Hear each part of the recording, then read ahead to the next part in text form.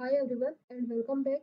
इस video lecture में हम इसका लास्ट प्रॉब्लम जो कि है प्रॉब्लम नंबर 1.5 इस सेक्शन का उन्हें स्टार्ट करेंगे और इसका जो है सोल्यूशन करेंगे। तो इसमें कहता है प्रूफ लेमा 1.8 और आगे इसमें हिंट दी हुई है कि g of x g of t जो है ये हमारे पास एक फंक्शन है जो कि ग्रेटर और इक्वल टू द जीरो है।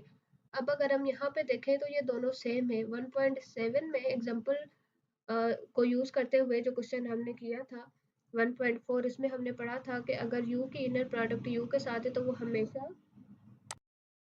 नॉन नेगेटिव और जो है वो जीरो आंसर देगी। और साथ साथ हमें ये बताना है कि इसके रियल रूट्स है या नहीं और क्वाड्रेटिक फार्मूला इस चीज पे किस तरह से अप्लाई होगा and what does quadratic formula says according to that particular question. तो अब हम लेमा 1.8 देखते हैं जो कि है काशी-श्वार्ट्ज इनइक्वालिटी जो कहती है u and v belongs to the vector v then inner product of u into v और उसका जो मॉड है less than or equals to the mod of u into mod of v। Furthermore ये कहता है कि ये जो चीज है होल्ड करेगी if and only if u and v are linearly dependent.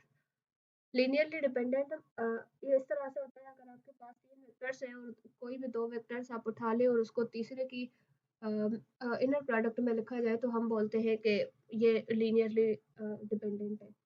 फिर इसमें जो है लीनियरली डिपेंडेंट का कंसेप्ट नहीं आता और जो भी आता है थोड़ा बहुत हम लोग आगे क्वेश्चन में देख लेंगे।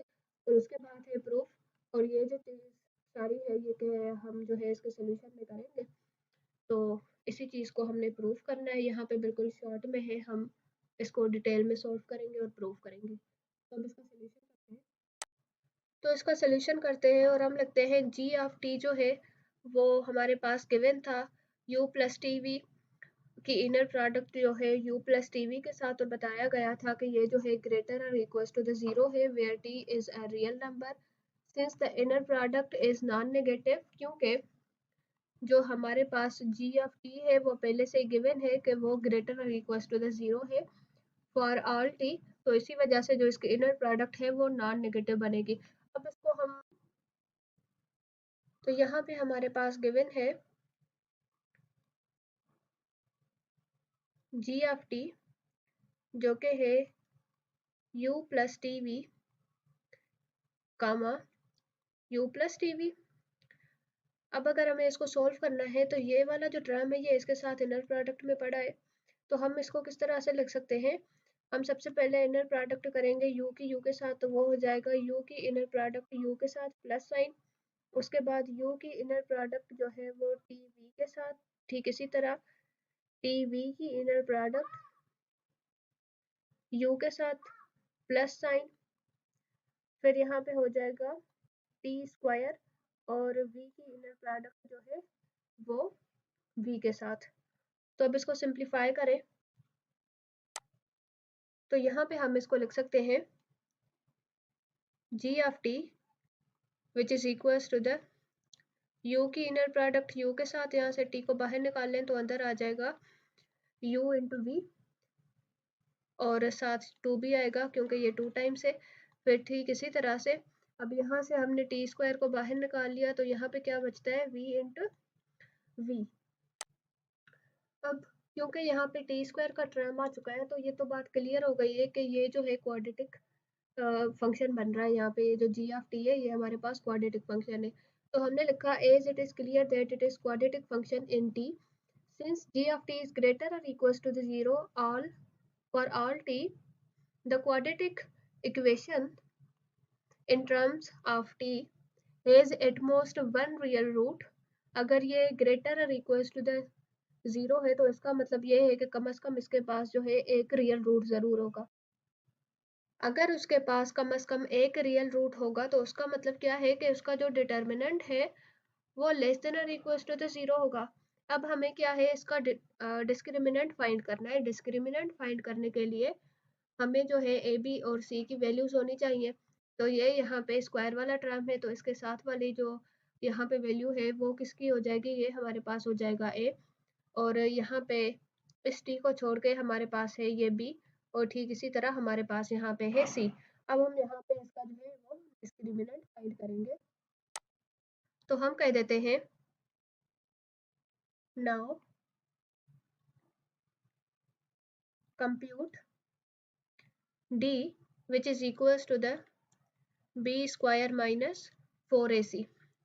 So d will be equals to the b square. b हमारे पास क्या थी, 2 inner product of u into v, और जो है इसका होल स्क्वायर माइनस 4a हमारे पास क्या थी, इनर प्रोडक्ट ऑफ, वो थी इनर प्रोडक्ट ऑफ v, और v के साथ ही इसकी इनर प्रोडक्ट है, और साथ यहाँ पे आ जाएगी c हमारे पास क्या थी, inner product of u with u। ठीक, तो अब जो है इसको यहाँ पे हम सोल्व करेंगे जब, तो हमारे पास आएगा d which is equals to the 2 2 4, और यहाँ पे आ जाएगा u की इनर प्रोडक्ट v के साथ और इसका स्क्वायर, और यहाँ पे आ जाएगा हमारे पास 4 v की जो है इनर प्रोडक्ट v के साथ, और यहाँ पे हमारे पास है u की इनर प्रोडक्ट u के साथ, और हमें पता है कि जो इसका डिस्क्रिमिनेंट होगा वो लेस देन और इक्वल्स टू द 0 होगा, तो उस वजह से हम यहाँ पे भी लिख देंगे लेस देन और इक्वल्स टू द 0। अब इस इक्वेशन को जो है आप 4 के साथ डिवाइड कर लो, तो यहाँ पे क्या आ जाएगा, तो 4 के साथ डिवाइड करने पे हमें यहाँ पे मिलेगा d which is equals to the u की इनर प्रोडक्ट v के साथ और इसका स्क्वायर, यहाँ पे ये भी 4 कैंसिल और यहाँ से ये भी 4 कैंसिल हो जाएगा, और उस साइड पे डिवाइड करेंगे तो 0 के साथ 4 डिवाइड होगा तो वैसे ही 0 हो जाएगा, माइनस v की इनर प्रोडक्ट है v के साथ, ठीक इसी तरह से u की इनर प्रोडक्ट है u के साथ, और ये पूरा है लेस देन और इक्वल्स टू द 0। अब यहाँ पे हम इसकी स्क्वायरिंग कर देंगे, हम यहाँ पे इसकी स्क्वायरिंग ऑन बोथ साइड जब करेंगे तो यहाँ पे हमारे पास क्या आएगा, बल्कि स्क्वायरिंग से पहले अगर हम इस टर्म को यहाँ शिफ्ट कर लें, बेसिकली हम करना क्या चाह रहे हैं, हम कॉची-श्वार्ट्ज इनइक्वालिटी को प्रूव करना चाह रहे हैं। वो क्या थी, वो हमारे पास थी mod of u into v जो है वो इक्वल वो लेस देन और equals to the mod of u into mod of v। इस चीज़ को हम जो है प्रूव करना चाह रहे हैं। सही, तो हम पहले इसको इस साइड पे शिफ्ट कर लेते हैं और उसके बाद इसका सोल्यूशन करते हैं। तो हम यहाँ पे लिखते हैं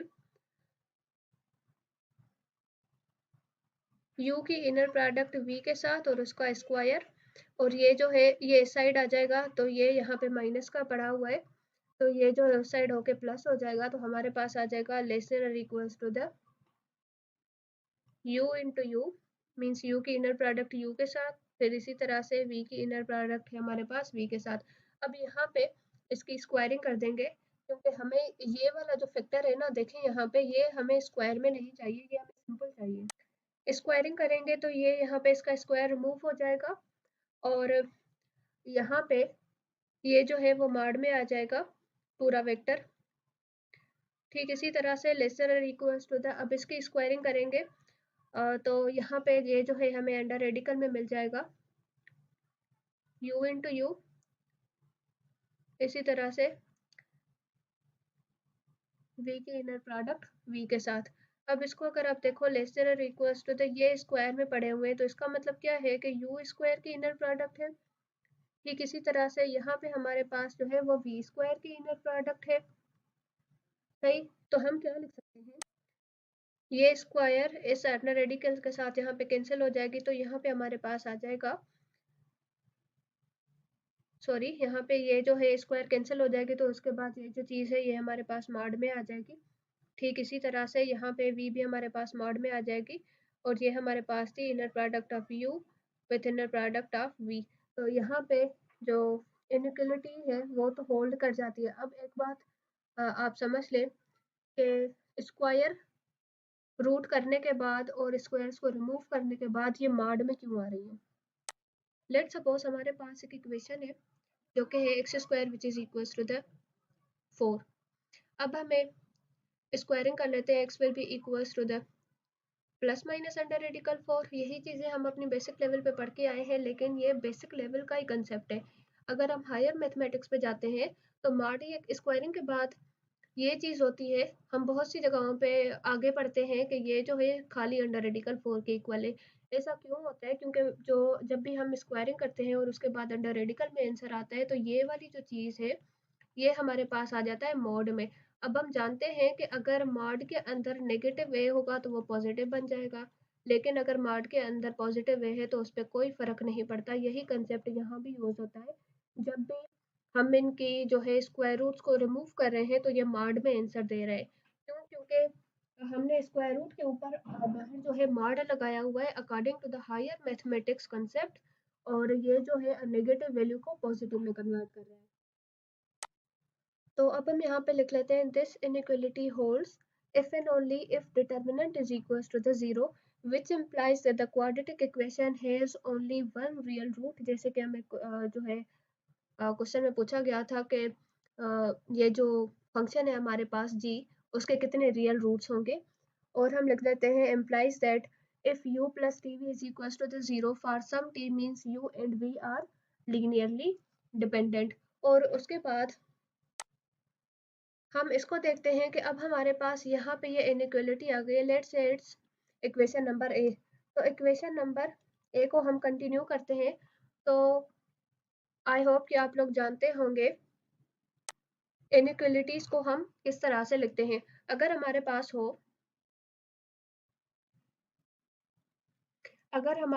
हो x is less than or equals to the a, तो हम यहाँ पे किस तरह से लिखते हैं? हम लिखते हैं x is less than or equals to the negative a less than or equals to the positive a। यही वाली चीज एक पॉजिटिव होके यहाँ पे आ जाती है। ये तो बिल्कुल बेसिक सा कंसेप्ट है, तो वही कंसेप्ट यहाँ पे यूज होगा। तो हम इस इक्वेशन को किस तरह से लिख सकते हैं? हम लिख सकते हैं negative mod of u mod of v which is less than or equals to the mod of inner product of u into v less than or equals to the mod of u into mod of v। और उसके बाद हम कहते हैं dividing by mod of u into mod of v। तो ये यहाँ पे क्या आ जाएगा? -1 less than or equals to the mod of u inner product of u into v, और यहाँ पे भी लेस देन और इक्वल्स टू द 1। अब यहाँ पे अगर आप इसको गौर से देखो तो हम जानते हैं कि जो cos थीटा का फंक्शन होता है वो हमेशा लाई करता है -1 से लेकर -1 तक। तो हम इसको किस तरह से लिख सकते हैं? हम इसको लिख सकते हैं cos theta which is equals to the, अगर हमने इस इक्वेशन को जो है वो इसके साथ डिवाइड किया है तो यहाँ पे भी ये डिवीजन में आ जाएगा, क्योंकि यहाँ से तो ये कैंसिल हो गया, यहाँ से भी ये कैंसिल हो गया, लेकिन यहाँ पे ये इसके साथ डिवाइड में आ जाएगा। तो हम इसको लिख सकते हैं cos theta which is equals to the mod of inner product of u into v over mod of u into the mod of v। अगर आप cos थीटा को इसके साथ मल्टीप्लाई करके इसको सिंप्लीफाई कर लो तो यहाँ पे हमारे पास आ जाएगा cos थीटा और उसके साथ है mod of u into the mod of v which is equals to the inner product of u into v। तो हम इसको इस तरह से भी लिख सकते हैं that inner product of u into v which is equals to the mod of u into the mod of v cos theta. तो ये जो है हमारे पास इसका कंप्लीट प्रूफ था। Thank you so much and अल्लाह हाफिज़।